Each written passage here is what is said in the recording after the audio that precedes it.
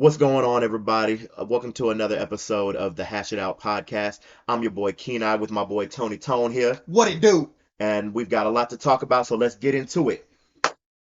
So, something very interesting happened recently that I find very, very special and just impressive at the same time.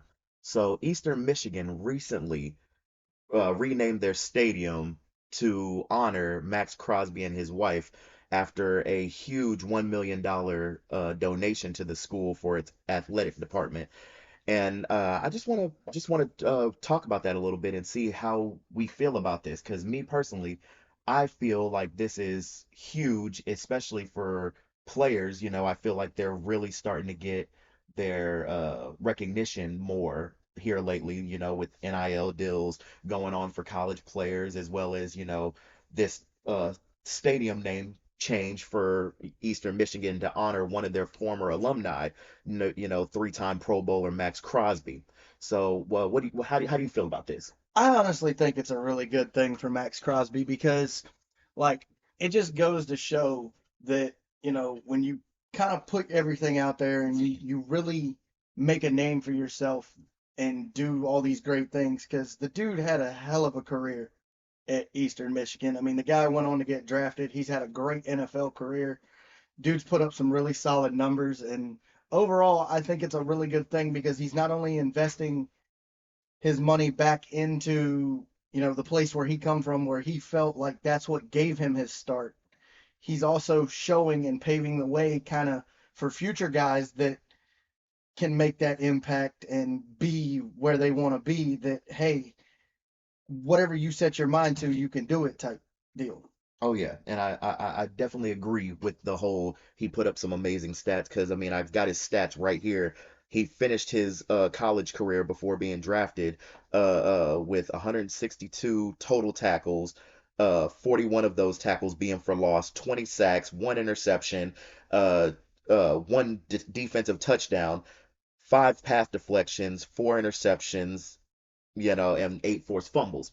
And that's very impressive for somebody in a college career, especially, during a time period where it's like offense is primary nowadays. Everybody's trying to alleviate the pressure on offense. It's harder to be a defensive player, and he's putting up stats like that just to go ahead and be drafted by the Raiders and continue his dominance, being a three-time Pro Bowler, as I previously mentioned, and just putting up immaculate monster numbers to, turn that defense around and make it the juggernaut that it's slowly becoming once they get their offense together, obviously.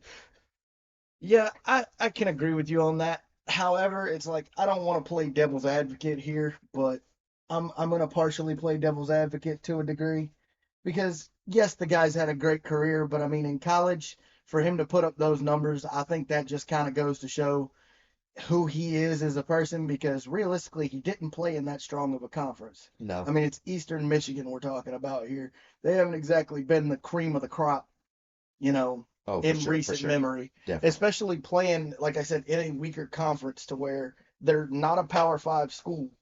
Because if I'm not mistaken, I believe they play in the MAC, Hmm. which, as we know, isn't, Yeah, it's not it's it's not not long highly renowned. sought Yeah. after conference. So for him to do that in a conference to where you're lucky if you're getting television exposure type deal, for him to have really carved out a name for himself and have kind of made himself a staple in that community is just all around great.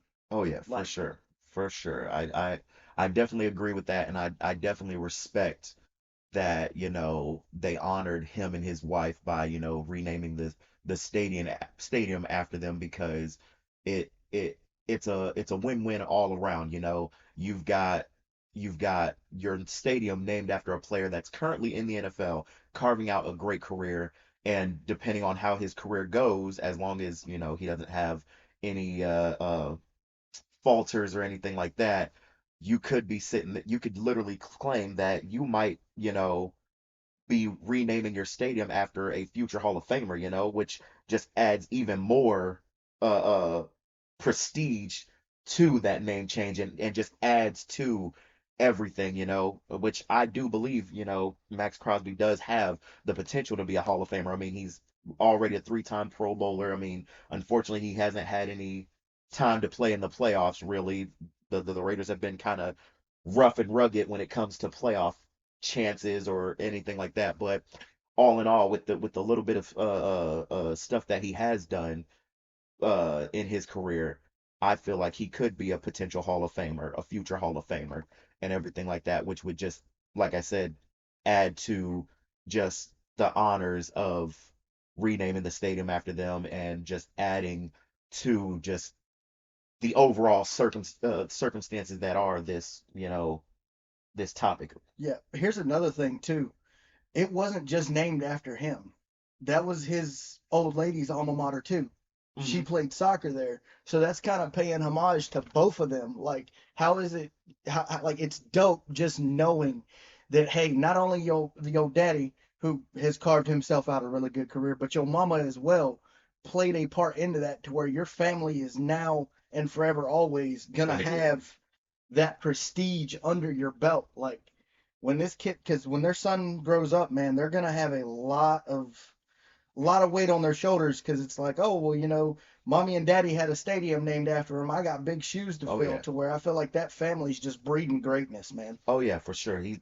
Their children, no matter whether it's just the one or however many children they end up having, they're definitely gonna have some big shoes to fill, with this stadium name change. It's and obviously, Daddy being good at football in general, he's a beast, a freak of nature, if you want to call him that. It's definitely gonna be something for his children growing up. It's the whole circumstance that we've talked about of building a legacy. He's definitely carved out a really good legacy for himself and has really, in my opinion, put these smaller schools on the map to where I feel like with this name change and with him being so good out of a smaller school that people are gonna start turning their attention more to these smaller schools because there are gems everywhere. And a lot of the time, gems get overlooked because of the fact that they're not from, Alabama, LSU, freaking Auburn, Penn State, all these other big schools that because they're not from there, it's like, oh, let's overlook them. They're not that big of a deal. But then you got guys like, a Khalil Mack, a freaking Max Crosby that are from these smaller schools that do really well, and they're letting the people know that, hey, not all the greatness comes from these Power Five schools and things like that. Yeah, it's more of a thing where it's like, hey, if you can ball, you can ball. Hmm. And we really got to, I guess, in a sense, like Max Crosby did, he gave a shout out to his coaches. Like, it really goes to show that when somebody puts their faith and trust in you and you put it out there for them, it's like you give them all you got. There are great things that come out of no matter what you do. So, yet again, congratulations to him and his family for doing this and making the world a better place, one piece at a time. Yes, sir. I definitely agree with you on that. But turning the conversation to another topic of interest, um, we've been seeing quite a bit of UFL players being signed to the NFL. So, do you see this probably becoming kind of like a minor leagues, major league situation for the NFL, where, we look at the UFL as kind of like the minors to the NFL, like a pathway to the NFL. Honestly, yeah, I do, because I mean, we've seen it time and time again, when the USFL was still around, the XFL, and now we got the UFL. They've kind of made a mainstay for themselves. There's been leagues, that have tried to basically turn themselves into the NBA's G League to where they can put more put more feet in uniforms and whatnot. And I do honestly think so. Like, as of recent, I think there's only been like 11 guys that have been signed from the UFL that have either been former players in the NFL and they've made their return, or these are guys getting a whole new opportunity to showcase what they've got. I really do think that this is a good thing, not only for the UFL, but for the NFL as well, because as we know, the goal of the NFL is to put butts in seats and sell tickets, and it's like you follow a guy throughout his career and you see, hey, my team just picked up so and so. Let's see what's going on. There's going to be a lot of buzz and there's going to be a lot of talk about it. So yes, I do have to say that I could see this potentially being the NFL's next farm, so to speak. Oh yeah, for sure. And it's obviously one of those things that, like, for example, like I previously mentioned in the previous topic of, guys being overlooked, whether it be that, they played in a smaller school, or they didn't fit the mold that, NFL teams were looking for, or whatever the case may be. These guys have an outlet still to go and show their talents on live television, and potentially have the opportunity to chase their dream still of playing on an NFL team, on an NFL field, and chase that opportunity for greatness of winning that Super Bowl ring and everything like that. And it's like you previously mentioned, there's only been 11 guys, but when you think about it, that's quite a bit from a spring league, football organization. Like, that's quite a bit. That's a good sample size, and a lot of these guys that are coming from the UFL, they are securing spots on these rosters. They're making a name for themselves and staying on these 53-man rosters. So I mean, that just adds to the potential for, the UFL to be considered kind of like a minor leagues for the NFL rankings. Yeah, and I mean, if you look at it, I personally feel like it started with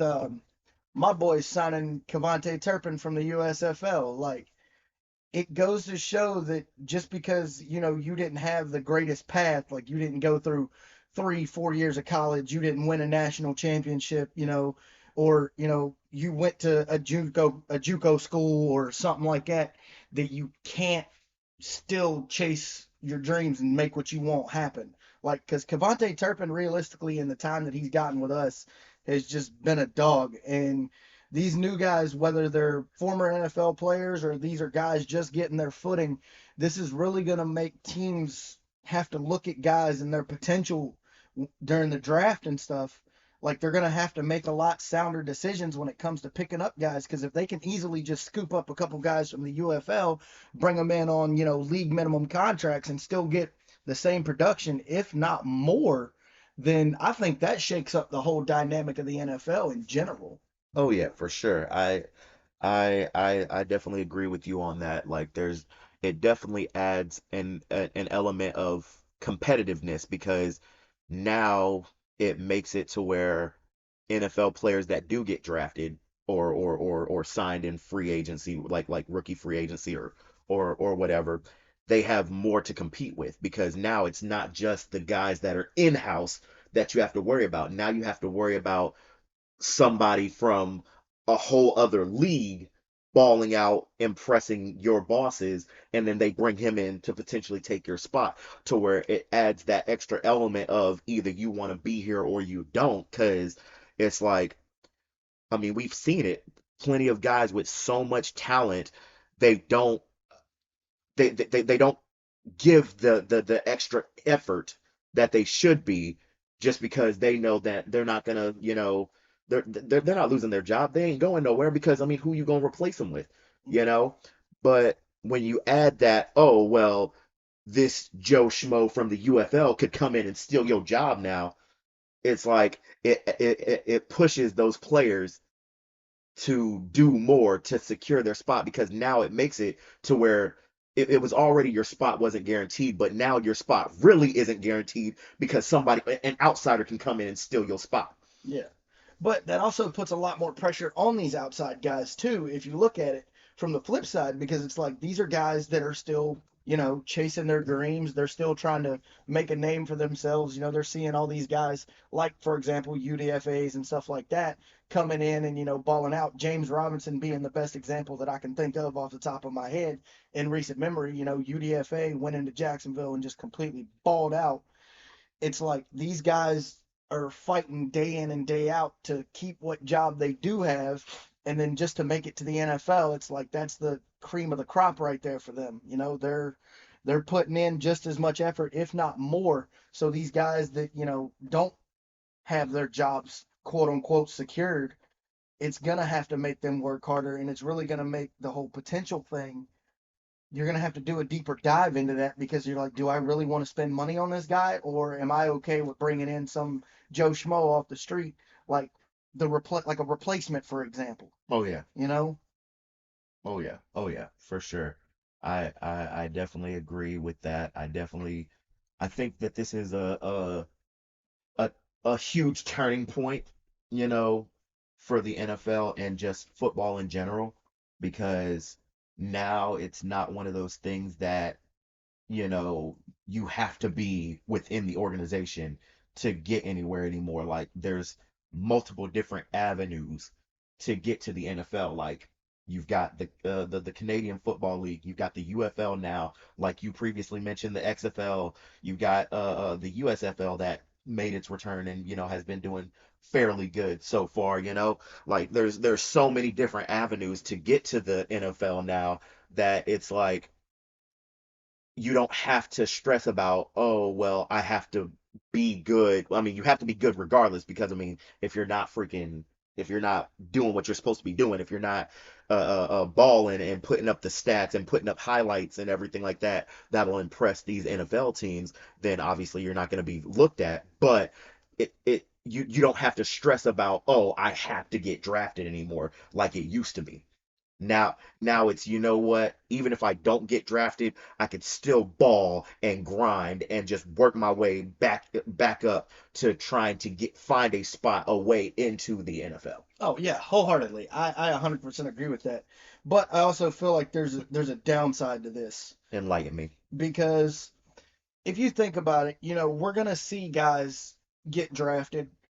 We talked about this last week with the whole potential thing, and I know I've mentioned it a few times, but it's like it's gonna force teams to be real smart with their money and force owners and stuff to start looking at other avenues to where we're gonna see contract negotiations and stuff change up. Guys, even though, for example, you like with the wide receiver market, what it is now, like seeing guys getting paid what they're getting paid, that standard is gonna, I feel like it's gonna drop somewhat because yeah, you can base it off the top guys, but if you got guys, for example, we talked about it last week as well, Puka Nakua just coming out of nowhere and having the ball out season that he had. Say they start picking up guys from the UFL and the USFL and all these other leagues that are popping up to where it's really going to make them start questioning what's going on in college football. Like, are Yep. these coaches really doing what they need to do? Are the players really, embracing the culture? Are they, it's more than just the intangibles like size and speed and, your capability of playing ball. It's more of, okay, can you be a decent person? Can you do this? What else are you doing to make yourself stand out? To where it's just going to shake up everything.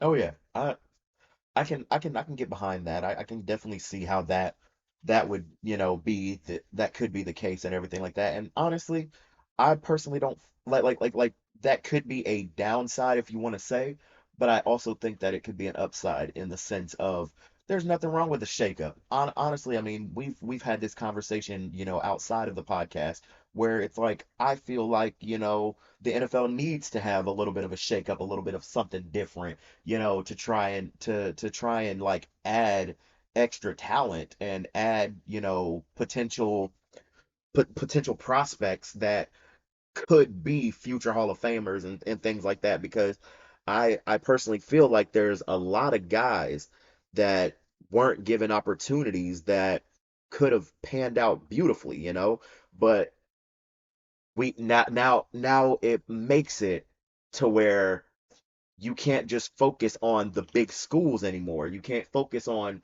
your Alabamas or anything like that. You got to focus on everything. Like you've got to focus on your college guys, but you also got your UFL guys, your CFL guys, your USFL, your XFL, and whatever other freaking football leagues there are. Heck, I wouldn't be surprised if shoot they might start freaking looking at the arena football leagues at some point. Yeah, it's definitely a possibility, man. I mean, I just I there's a lot of upside, but as we see, there's a lot of downsides sometimes too. But this also goes to show that, just because somebody doesn't have the same background or the same whatever, that it doesn't mean that these guys can't get the same opportunities. Like it really it really is going to force the guys that we know that can ball, that haven't exactly made themselves great. Like, for example, I'll throw it out there yet again,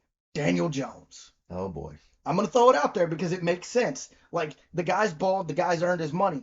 But say they pull in some cat from the UFL or USFL that just comes in and he lays it down. He puts it down and he's the greatest thing since sliced bread. Comes in and just takes Daniel Jones's job. Now what are you going to do? Now you're out that money and everything. To where owners are going to really start getting pissed off because it's like, oh, well, I done put this money into you and now I just replaced you with somebody like 2, 3 weeks later type deal, to where that's going to really cause a lot of things to change up. Not saying that, Daniel Jones would lose his job. I'm just using that for an example. He will But eventually. eventually, yes, it's going to come a point in time where this We- man's going to lose his I was job. about to say, let's be Sorry. real. He ain't gonna keep his I job am much an longer. avid. I will support the man, but I am avidly against him. Okay, take that as you will. But I just there's a lot of benefit. I can't agree with that. But as we've seen with anything, there's always two sides to a coin. Oh yeah, always, always, always. But moving on to our final topic of the night.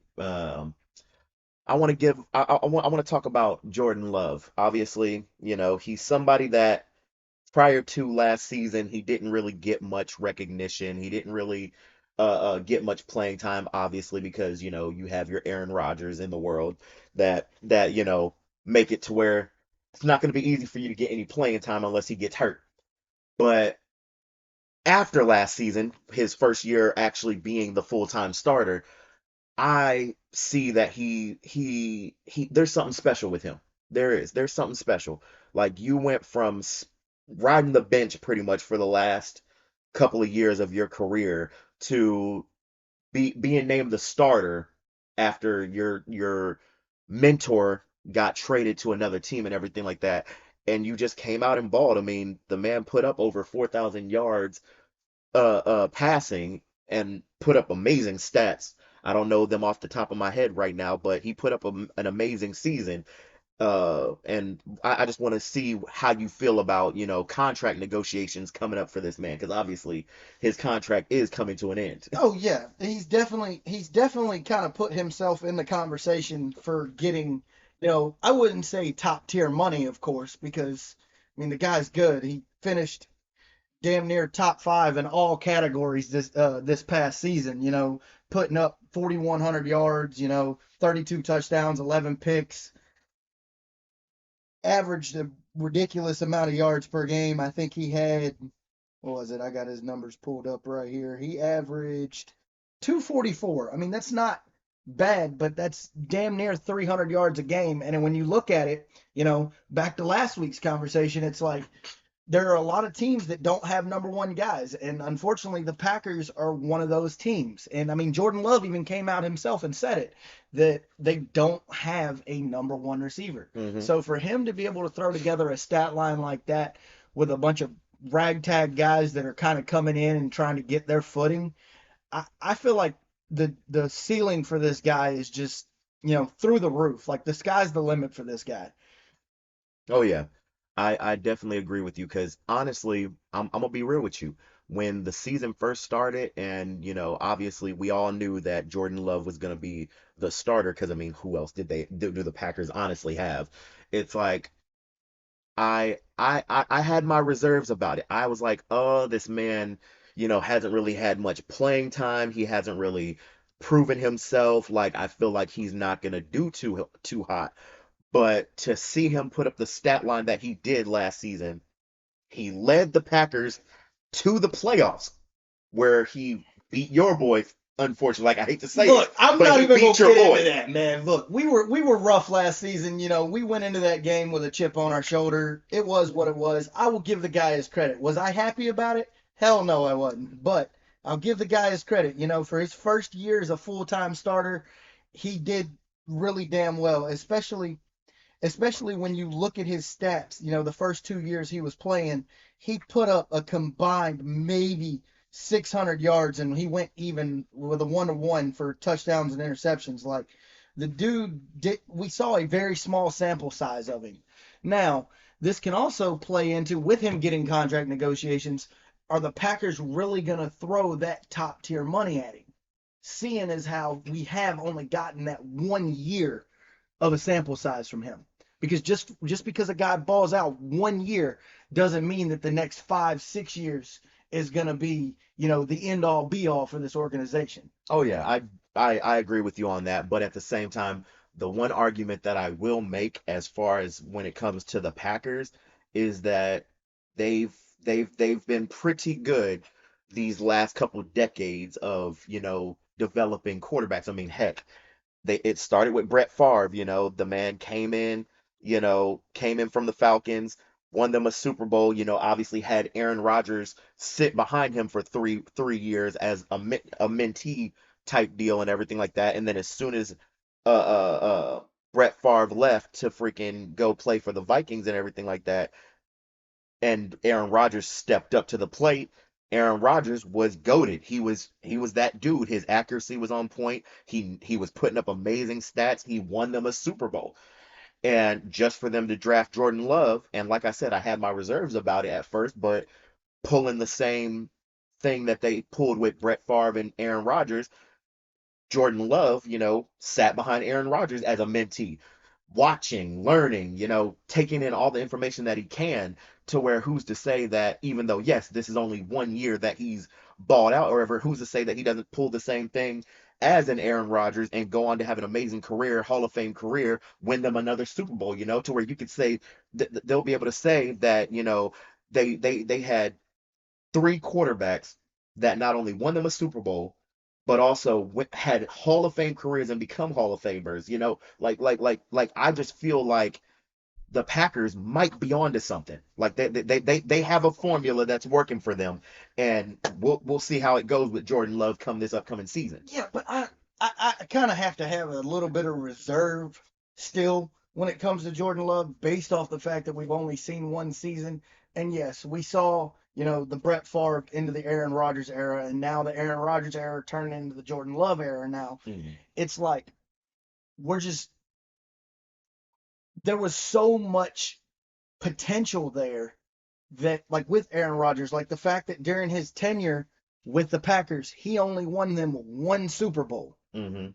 in what, 12, 15 years that he was there. Mhm. Now, granted, we could see a lot more production out of Jordan Love because he's a lot younger. He's got a lot better, cast around him. The team's really started to figure out where they're going, what their direction is, and everything He's like a lot that. more athletic. Well, just also because he's younger. I mean, I come mean, on. yes, Like, yes. the dude hasn't, been through injury after injury and, withstood the test of time. So I do feel like the dude deserves his payday, but I don't honestly feel like he's going to get that top tier money that he's looking for. And I feel like that's going to cause problems.